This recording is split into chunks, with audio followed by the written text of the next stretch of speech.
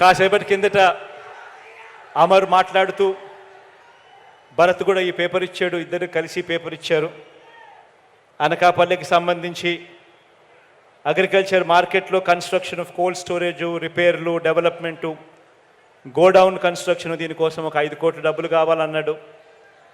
Foot over bridge Sharada నది మీద దానికి ఒక 3 కోట్లు కావాలన్నాడు. అదే రకంగా రేబాక అండ్ కొప్పాక రోడ్డుకు సంబంధించి వైడనింగ్ కోసం మరో 3 కోట్లు కావాలన్నాడు.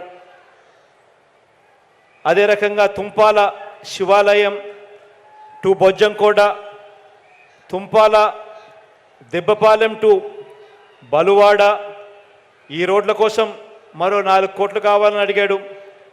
అదే రకంగా జగనన్న కాలనీలో కసిమికోట దగ్గర ప్రొటెక్షన్ వాల్ కట్టడం కోసం ఇంకొక 6 కోట్లు కావాలని అడిగాడు.